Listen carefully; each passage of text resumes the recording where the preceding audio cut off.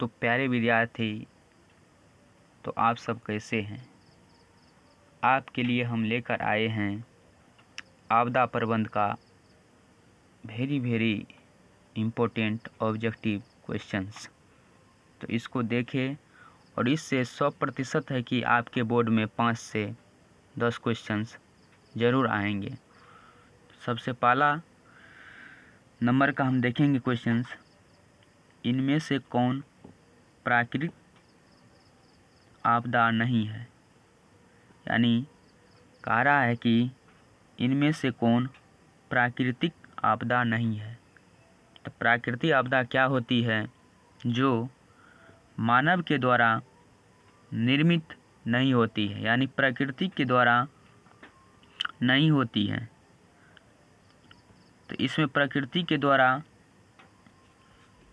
होने वाली है सुनामी, भूकंप, बाढ़ और आतंकवाद जो है मानव के द्वारा आता है। तो इसका हो जाएगा ग।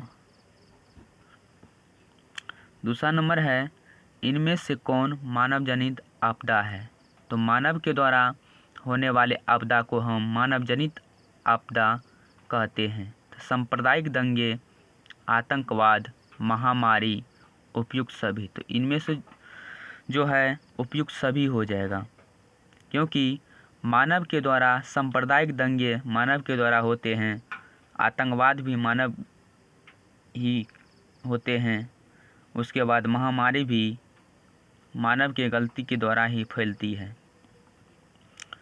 उसके बाद नेक्स्ट क्वेश्चन है, सुनामी का प्रमुख कारण क्या है। सुनामी का प्रमुख कारण है समुद्र में भूकंप का आना। समुद्र में भूकंप का आना। उसके बाद है, नदियों में बाढ़ आने का प्रमुख कारण क्या है। तो नदियों में जो बाढ़ आती है उसका प्रमुख कारण है जल की अधिकता, नदी की तली में अवसाद की जमाव, वर्षा का अधिकता। तो इसका हो जाएगा कि जब बारिश अधिक होती है तो नदी में पानी बहुत अधिक हो जाती है, इसके कारण नदी में बाढ़ आ जाती है। उसके बाद है, बिहार का कौन सा क्षेत्र बाढ़ग्रस्त क्षेत्र है। तो बिहार में सबसे अधिक उत्तरी बिहार जो है बाढ़ग्रस्त क्षेत्र कहलाता है। उसके बाद है, निम्नलिखित में से किस नदी को बिहार का शोक कहा जाता है। तो बिहार का शोक जो है कोसी नदी को कहा जाता है, क्योंकि यह प्रत्येक वर्ष आकर के अपना जलवा दिखाती है और धन जन पशु पक्षी सभी को इससे हानि होती है। के बाद है, बाढ़ क्या है। तो बाढ़ जो है एक प्रकृति के द्वारा होने वाली घटना है, तो ये प्राकृतिक आपदा है बाढ़।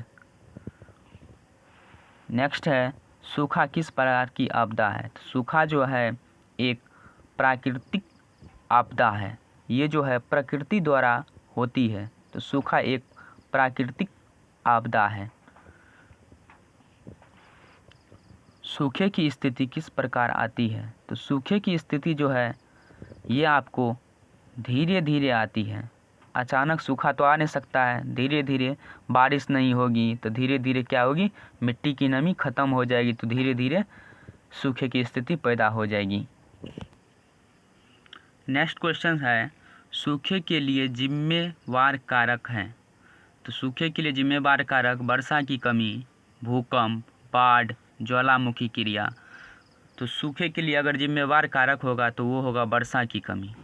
वर्षा अगर कम होगी तो धीरे धीरे पृथ्वी जो है खेत खलिहान सूखने लगेंगे। नेक्स्ट है, सूखे से बचाव का एक प्रमुख तरीका क्या है। अगर हमको सूखे से बचना है तो किस तरीका को हमको अपनाना चाहिए। तो नदियों को आपस में जोड़ देना चाहिए। एक नदी को दूसरे नदी में जोड़ देंगे तो इससे क्या होगी, हर एक क्षेत्र में नदी का पानी जाएगी और उसके बाद जो है हम उससे सिंचाई कर सकते हैं और नमी बनी रहे।